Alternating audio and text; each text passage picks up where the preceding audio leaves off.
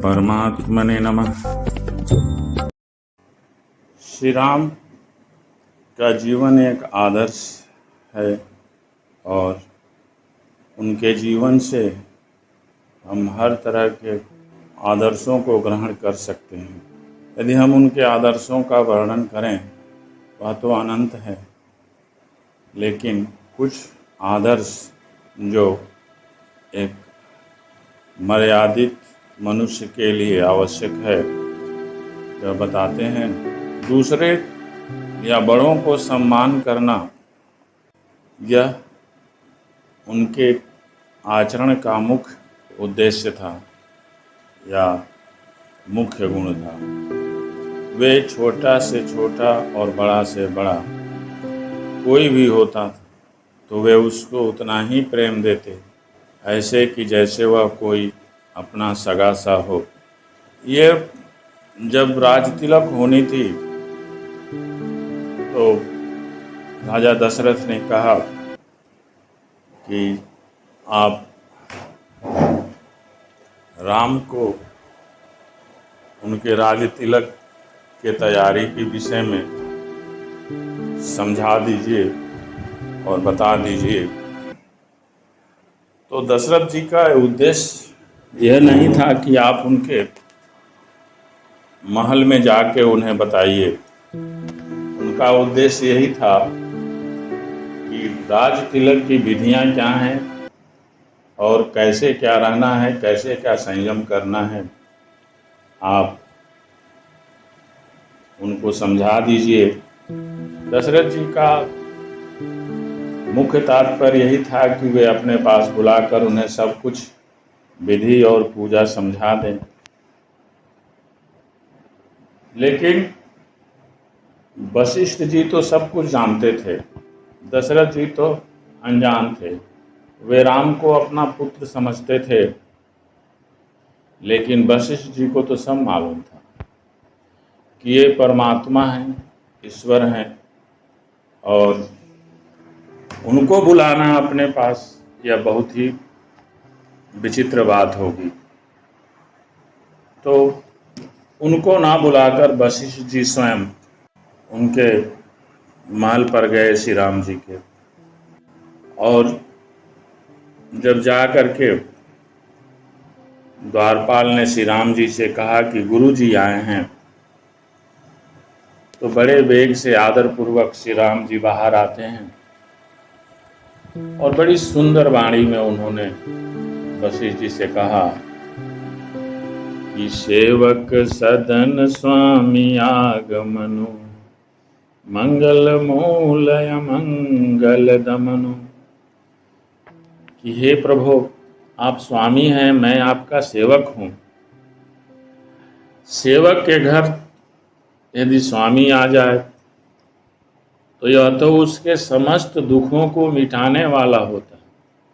सारे अमंगल मिट जाते हैं और सारी शुभता या सारा मंगल उसके यहाँ चला आता है।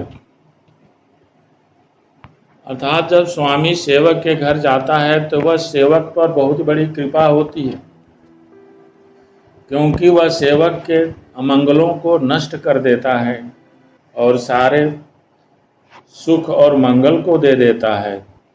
इसलिए हे गुरु जी, आपके आने से मैं कृतार्थ हो गया, मेरे सारे अमंगल दूर हो गए।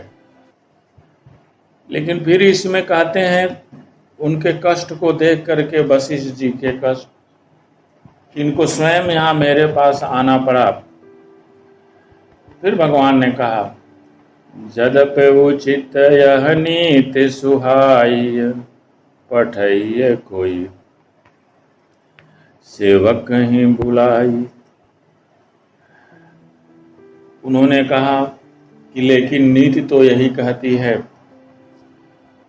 कि आप मुझे किसी को भेज करके बुलवा लिए होते, क्योंकि आप स्वामी हैं, मैं आपका दास हूं। ये भगवान श्री राम जी का अद्भुत आदर्श है कि वह बड़े को सम्मान भी करते हैं और बड़ों के लिए छोटों के प्रति क्या उद्देश्य है उसका भी वे वहाँ वर्णन कर देते हैं कि आप स्वामी हैं, आपके आने से हमारे सारे तरह से तो मंगल हो गया, लेकिन आपको स्वयं आने में कष्ट हुआ होगा, इसलिए आप किसी को भेजकर मुझे बुलवा लिए होते, क्योंकि नीति तो यही कहती है कि छोटा या सेवक स्वामी के पास जाता है। ये आदर्श श्री राम का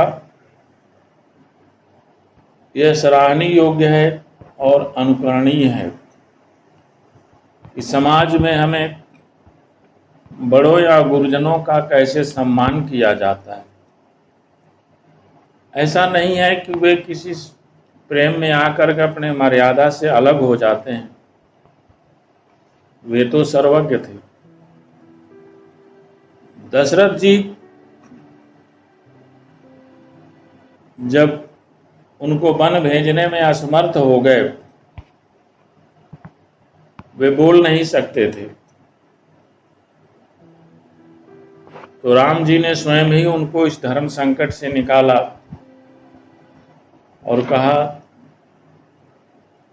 कि मेरे लिए तो वन सैकड़ों अयोध्या के समान हुए, और आप चिंता ना करें, मैं अवधि पूरा कर तुरंत ही चला आऊंगा।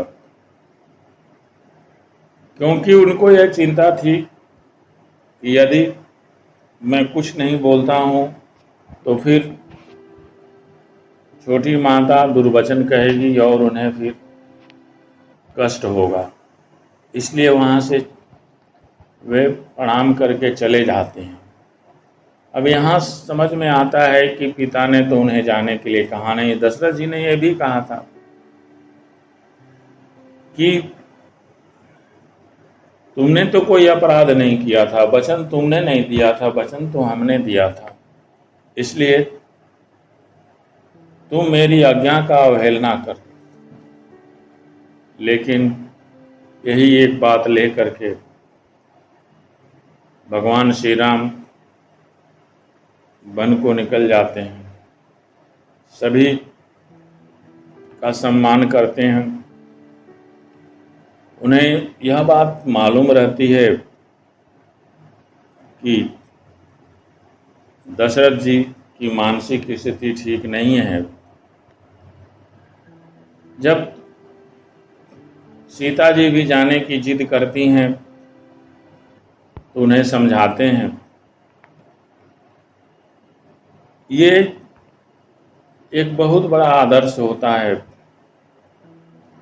उनके चेहरे पर न तो बन जाने का दुख था और न राज्य खोने का दुख था, क्योंकि वे तो स्वयं भगवान थे, हर चीज जानते थे कि उनके अवतार का प्रयोजन क्या हो।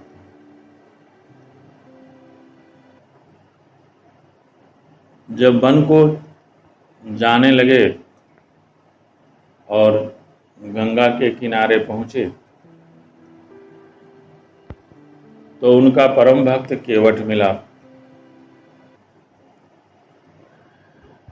केवट ने कहा कि जब तक मैं आपका पांव नहीं धो लूंगा तब तक मैं आपको पार नहीं उतारूंगा। यहाँ रहस्य है कि मैं आपका मर्म जानता हूं। अब कौन सा मर्म जानता है? एक भक्त को भगवान के सारे गुणों का ज्ञान होता है।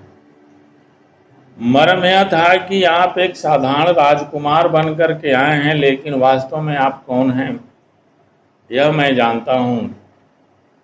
आप स्वयं पार ब्रह्म परमेश्वर हैं। जब केवट ने कहा कि मैं आपके मर्म को जानता हूं तो भगवान मुस्कुराने लगे और सोचे कि कहीं ये हमारा भेद न प्रकट कर दे, इसलिए वे मुस्कुरा करके बोले, भाई जो तुम्हें करना है वो। वहां भी वे एक भक्त के व्यवहार से वे दुखी नहीं होते हैं कि चलो हमें तो बन जा रहे हैं और दूसरे यह जो है बोल रहा है कि बिना पाँव धोए मैं नहीं जा सकता। उसमें उसकी वह भी शर्त थी कि आप कहिए कि मेरा पाँव धो। यह तो मर्यादा के विपरीत होता है कि कोई कहे कि मेरा पाँव धो लो, लेकिन वह जानता था कि ये तो भगवान हैं, ये आज्ञा देंगे तो किसी मर्यादा का उल्लंघन नहीं होगा। इसलिए उसने कहा कि आप हमें आदेश दीजिए कि मैं आपका पाँव धोऊं। भगवान उस पर भी तैयार हो गए। कहीं भी उनके मन में कोई उद्विग्नता नहीं दिखाई दी। किसी भी परिस्थिति में वे महल में भी सोए थे और जब मौका मिला या अवसर मिला तो जमीन पर भी लेटे थे। वे अपने बुरा करने वाले को भी वे माफ कर देते हैं। लक्ष्मण जी ने जब दशरथ जी के लिए कुछ तीखे शब्द बोले तो राम जी ने सुमंत्र जी को मना कर दिया कि नहीं, आप ये बातें जाकर के पिताजी से मत कहिएगा, ये बालक हैं, इनको बात अभी समझ में नहीं आ रही है। कहीं भी उनके द्वारा मर्यादा का उल्लंघन नहीं होता।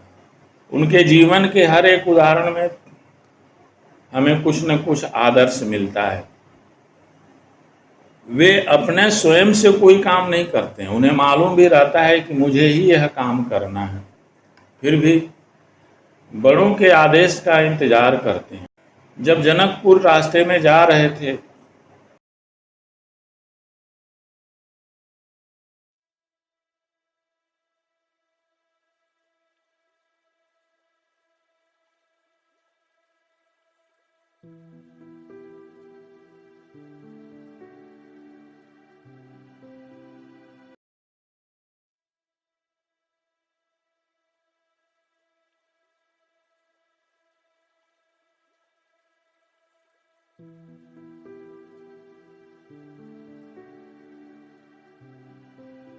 उन्होंने कौतूहल बस पूछा कि ये वीरान क्यों पड़ा हुआ है और ये कैसा पत्थर है।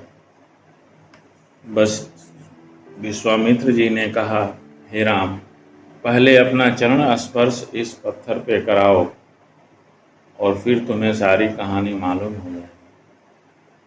तो वहाँ विश्वामित्र जी के कहने से उन्होंने अपना चरण पत्थर पे रखा और वहाँ से अहिल्या प्रकट हो गई। हम कितना हो शक्तिशाली हो, कितना हो हमारे पास ताकत हो, धन का, शरीर का या किसी भी चीज़ का, मर्यादा में रहने से उसकी कीमत बढ़ जाती है। क्योंकि हर एक का बल होता है, चाहे चरित्र बल कहिए, चाहे नैतिक बल कहिए, चाहे शारीरिक बल कहिए। जब ये चीज़ें मर्यादा में रहती हैं तो वह दैवी हो जाती हैं, उसमें दिव्य गुण आ जाता है। लेकिन जब ये मर्यादा से बाहर चली जाती हैं तो उनकी दिव्यता समाप्त हो जाती है, जैसे रावण का सर्वनाश हो जाता है। यही बात राम के अंदर है कि वे सब कुछ रहते हुए भी कभी मर्यादा का उल्लंघन नहीं करते। धनुष यज्ञ में बड़े से बड़े योद्धा वहां आए थे, लेकिन धनुष को तोड़ नहीं सके। श्री राम स्वयं धनुष को तोड़ सकते थे, लेकिन वे शांत होकर के, निश्चल होकर के बैठे रहे। जनक जी के बाद से लक्ष्मण जी को थोड़ा दुख हुआ, लेकिन फिर भी उनको शांत रहने के लिए उन्होंने कहा।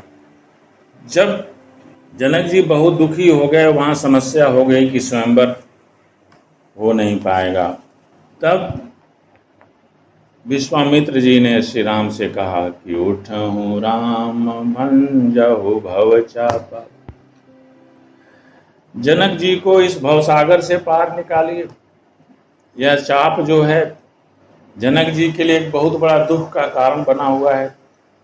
जनक जी के इस दुख को हरण कीजिए भव चापा भंजहु भव चापा, तोड़ दो। धनुष को तोड़ने के लिए उन्होंने कहा, केवल प्रत्यंचा चढ़ाने के लिए नहीं कहा। तो गुरु का आदेश मिला था। गुरु के आदेश से बिना किसी हर्ष और बिना किसी दुख के उठे और उन्होंने गुरु के आदेश के अनुसार ही और गुरु को प्रणाम करके ही उन्होंने धनुष को तोड़ दिया। कहानी यह कहती है कि धनुष को तो उन्होंने तोड़ा ही नहीं, तब खींचने से टूट गई। अरे गुरु ने आदेश दिया था तो अधूरा काम वो कैसे करते। उन्होंने खींचा भी ऐसा है कि वो धनुष बीच से टूट गई। उनके हाथों में तो ब्रह्मांड की ताकत थी। तो छोटा सा भी अगर जो उसमें खिंचाई हो जाती तो कोई भी बहुत से बड़ी चीजें टूट जाती। ये राम के जीवन का आदर्श। बचपन में जब अपने भाइयों के साथ खेलते थे तो वे स्वयं हार जाते थे भाइयों को जिताने के लिए। हारने में भी कभी बहुत बड़ा सुख होता है। जब दूसरा आपके हार से खुश हो जाए तो यह भी एक आपके लिए सुख और आनंद का कारण हो जाता है। इस तरह से राम के जीवन से हमें अनेकों बातें सीखने को मिलती हैं और उनके जीवन और उनके आदर्श पर चलना ही उनका अनुकरण करना होता है। कोई भी शास्त्र इसीलिए लिखा जाता है। शेष आगे। जय माता दी।